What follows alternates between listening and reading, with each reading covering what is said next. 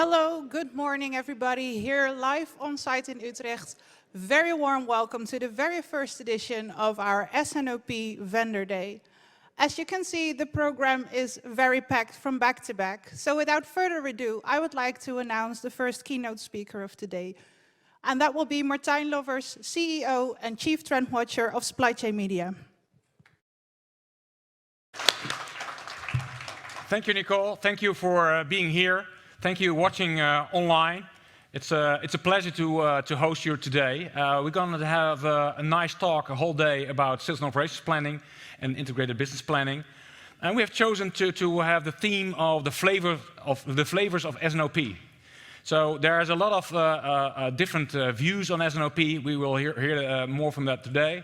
And we have chosen for the theme of a Moroccan souk, where you can all taste the different flavors yourself. We mingle a lot. We mingle business cases, great practical insights and visionary views, together with also great pitches from all kinds of software vendors. And even among the software vendors, you have a huge mix of techniques, insights, and new technology applied. So why have we chosen S&OP as a topic? As you can see, we did a survey last year among over 100 supply chain directors within manufacturing and retail in Europe. And as you can see, sales and operations planning is the #1 topic companies are going to invest in the next 12 months. And as you can see, we have distinguished to average companies overall and mature companies. And as you can see, the more mature companies have already implemented S&OP to some extent. And the more mature companies are looking for new kind of ways to improve their supply chain planning, and they move over to prescriptive analytics using AI and machine learning. We'll talk about that later on. And as you can see, there are other kind of software areas that they're going to invest in. The less mature companies are going to invest in ERP, enterprise resource planning, and warehouse management system. Because of COVID-19, they came to the conclusion that they should first put their house in order before they move on to more advanced analytics.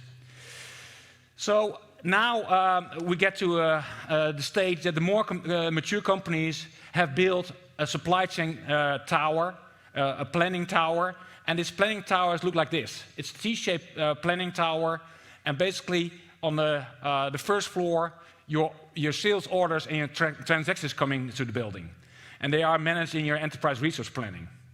On the second floor, these orders will be dispatched as product orders, warehouse, transport, purchasing, and replenishment orders. So that's your short-term sales and operation execution. That's the second floor.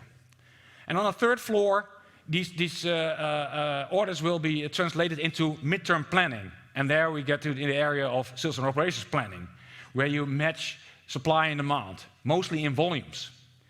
If you move on the fourth floor, you will get to the area of integrated business planning.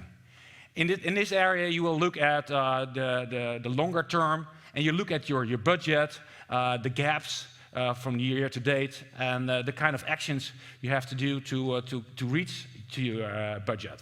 So you will talk about finance. And on the top floor, the fifth floor, you have your end-to-end planning. And that's going to be an exciting area, because you look at the market side, the market demand. So that's not your basic forecasting. You look beyond what's happening outside on market side, on your demand side. And on the supply chain, the same. You look at the supply market. You look at your ecosystem. You look at adjacent supply chains, possibly adjacent ecosystems. And basically, you create an end-to-end planning. So as you can see, there's a T-shaped control tower, planning tower. And I call it a convergent planning tower, because on the fifth floor, the vertical end-to-end planning and your horizontal part, your internal part, have to come together. You have to take decisions on certain scenarios. And in the vertical area, you will see that you have to execute on that. So basically, the new mature companies are looking this way, how to build a stack like this. So it's very complicated, and you have to deliver it. So how do you get to this building? How do you create such a planning control tower? Before I want to talk about this, I want to take a step back in time. So we have already written a lot about supply chain planning, sales and operations planning for the last decade.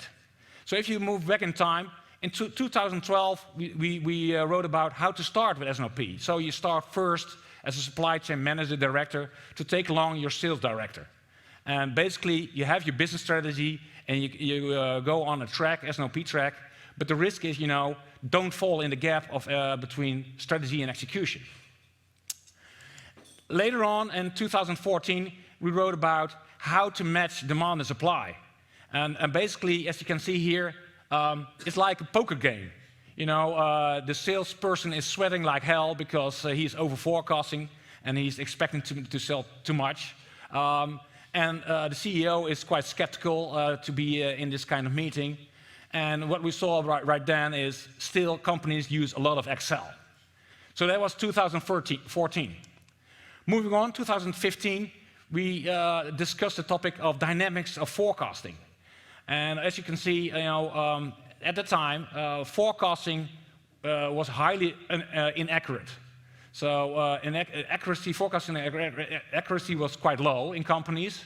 And one of the reasons was there were a lot of conflicting KPIs. So sales want to sell more, production is very reserved about what to deliver, finance want to have a higher demand, etc. A lot of conflicting KPIs. In 2016, we talked about scenario planning. And as you can see, it's like driving a car. And all Google and Google Maps to point out where you are heading. You want to have options. You want to have option safe, maybe late, so you will make it anyway. Or you want to take some risk and be on time with your delivery. Or you want to have a shortcut, maybe. So basically, this is about the scenario planning. The world was changing then, even then. And the point is, still, a lot of companies want to do scenario planning, and they try to do it in Excel. So that was then still the case. Moving on, in 2017, we discussed the topic of supply chain segmentation. So do you serve all your customers in the same way? And it's still like in a casino, do you know you want to bet on certain segments, make to demand, make to order, and so forth and so on. So basically, we discussed by then, you have to look at patterns in the demand, and you have to look at customer segmentation, and then you have to ask yourself, how do you service all your customers? In which way? Moving on to 2018, we talked about integrated business planning for the first time. So moving up from sales and operations planning to integrated business planning. And as we saw then, finance and the strategy department came in the field. And as you see, all your business functions like supply chain and finance and marketing are playing in the field. But next, the CEO is more interested in what's going on right there. And what we concluded right then was, you need to have leadership and involvement of the CEO, otherwise IBP wouldn't fly. And we're getting close to where we are right now. In 2019, data science was hot. So we described how data science would fit in the whole picture of supply chain planning and S&OP. And as you see in this picture, on one side, you have your business functions, supply chain, sales, and finance on one side, and they want to get to the other side, to the budget, to the EBIT. But as you see, there's a huge gap, and there are all kind of stepping stones, and that resembles of the fragmented data points you have in your company. And it is the role of data science to make sense of it all. And the point was, there was a lot of unstructured data, and how do you make sense of it all, and data science could help. And then, last year, COVID-19 has happened by then. We came to the conclusion, yes, but things are changing. We are applying machine learning and AI, and we are developing digital twins. Some companies are doing that. Especially then, they forced to implement digital twins within a few weeks. And with the new technology, that's an option. So AI and machine learning is an extra element, an extra dimension of sales and operations planning in IBP. And we saw it last year. And basically what we saw, because basic forecasting, statistical forecasting was useless. Demands were fading away, dropping, and all the statistical models were useless because of COVID-19. So we have to rely on something else. We have to rely on what's happening in the market. And we have to rely on what's happening on the supply side. So external data came more and more in the forefront. And we have to apply it, otherwise we couldn't make sense of it all, and we couldn't plan. So as you can see, this is a driverless car. So some companies used the autonomous supply chain planning without any demand planners. So they let the engine run the forecasting. So nowadays you see the companies in the forefront are using AI and machine learning to do it differently. So we've seen a huge change in the last 10 years. And now this year, in this issue, you have it here around in the room, and all the people remote, you can read it online. Now we talk about the Convergent planning tower, as I mentioned before. And the conclusion is that better planning improves your agility within your whole company, but also improves your results overall. So, planning does make sense. Better still, supply chain planning can make the real difference between making a loss or making profit nowadays. So supply chain is getting in the driver's seat. And I talked to a lot of supply chain executives from well-known companies in the last few weeks, and they are not only sitting in the board, but we are governing the whole board. We can make sense what to sell, how to sell, and basically they are running the whole company. One of the VP of luxury goods said, I'm not only having one seat, actually I'm having 3 seats in the board. The rest doesn't know what to do anyway. So that's changing. Another thing what we concluded as of this year, this convergent planning, requires a different way of how to plan. So you need your vertical planning stack, I would say, to get your house in order internally. And vertically or horizontally, you need to look outside. You can't rely on what you know inside your company. You have to look outside, not only on supply chain to your tier 1, but beyond, to your tier 2, tier 3. We all see the scarcity of goods and parts nowadays. So you have to look at your ecosystem as a whole. And that is your end-to-end planning that has a different connotation nowadays. So the point is now we are here today, S&OP Vendor Day, how to select the right supply chain software. That's the topic of my story. How do you do that? So basically, we have developed in the last 11 years already this SCM IT subway map. And as you can see, it looks like a subway map, and all these lines represent the different kind of software types. So the black line is your ERP line, your enterprise resource planning. Red is warehouse management, you have purple transport management, and so forth and so on. A lot.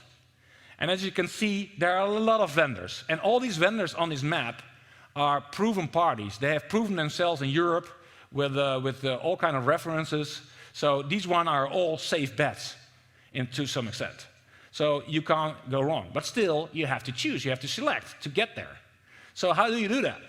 And even now, in the last few years, also we have, next to demand planning and supply planning, we have S&OP as a supply line.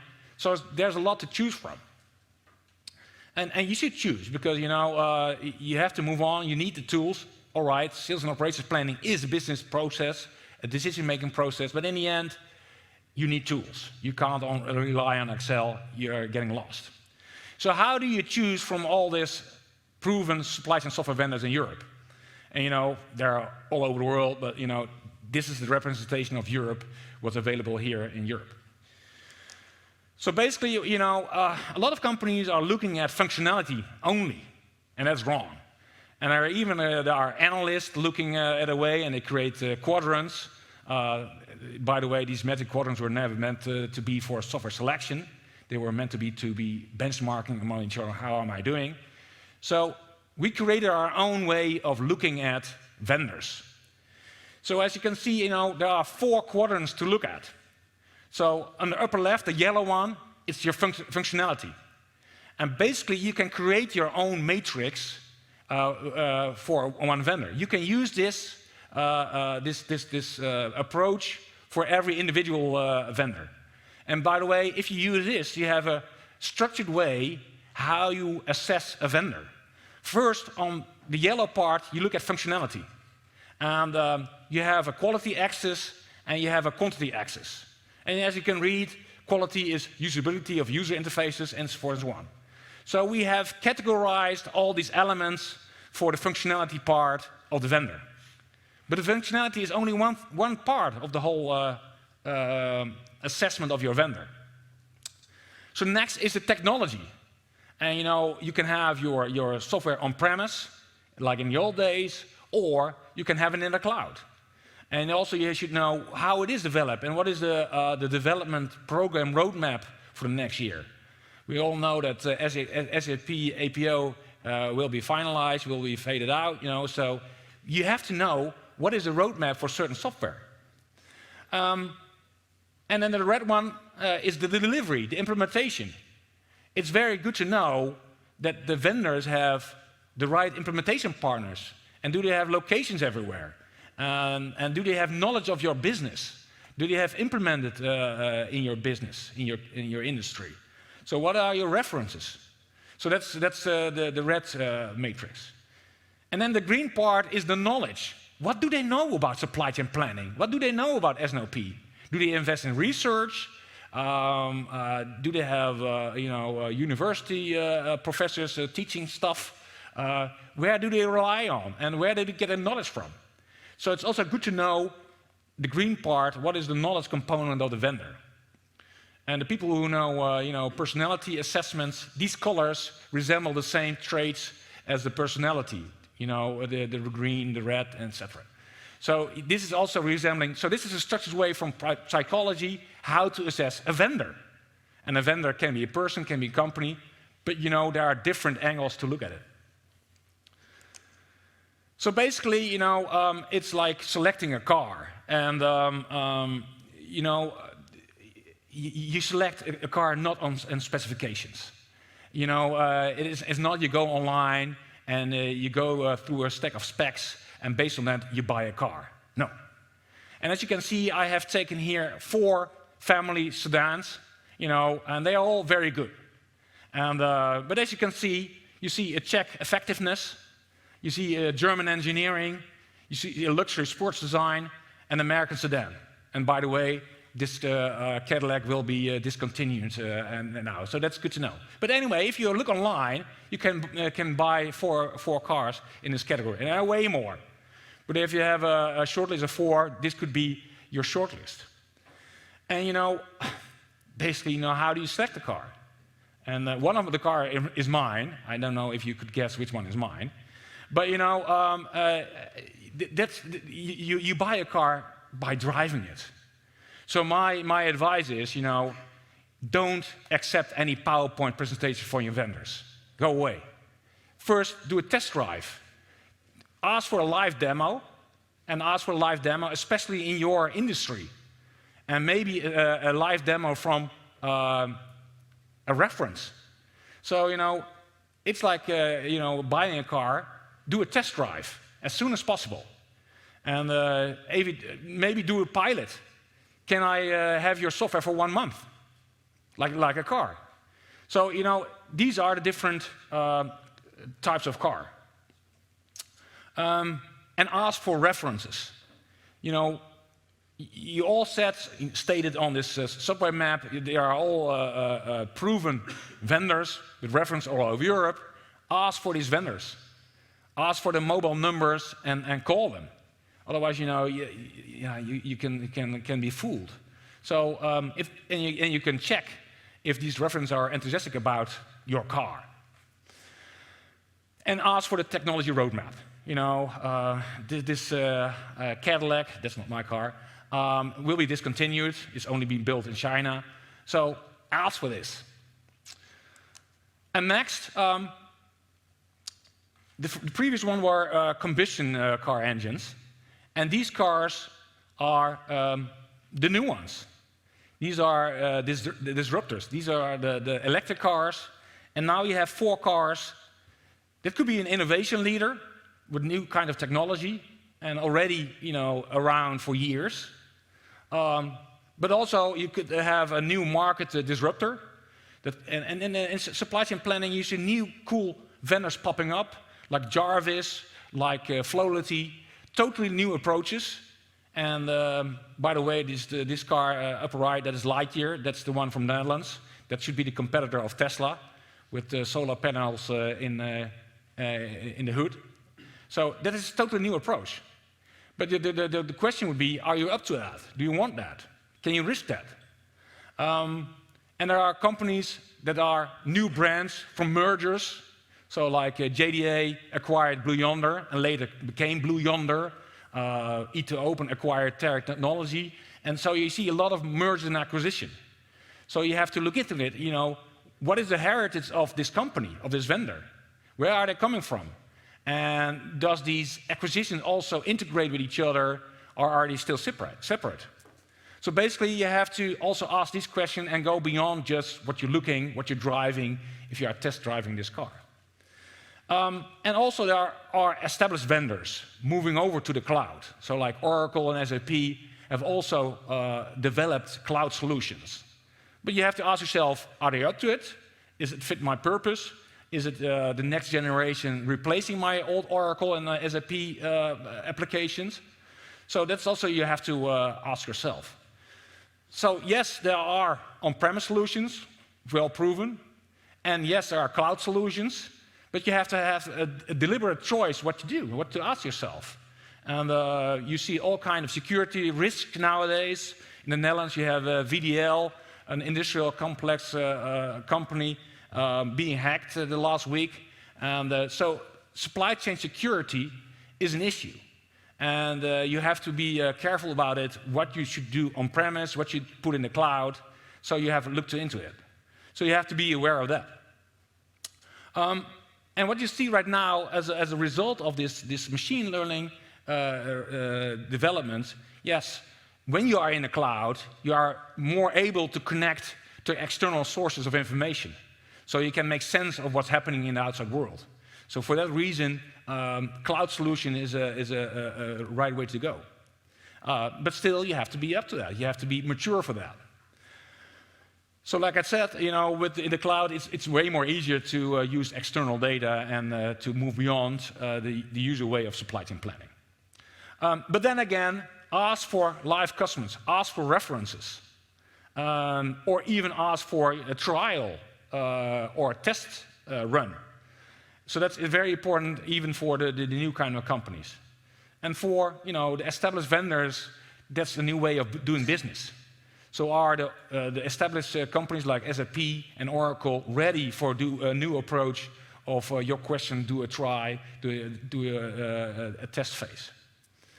And in the end, there's the risk of a startup. Do you want to take that risk? And what is the risk? But in the end, we will see that, and we'll hear it from other speakers, the time is gone to take months or years to make a choice for a software vendor. You don't have the time. At the end, if you take 1 year to choose a software vendor, time has changed. Your business has changed, and you have lost 1 year. But in the end, are you up to take the risk of a startup or a scale-up?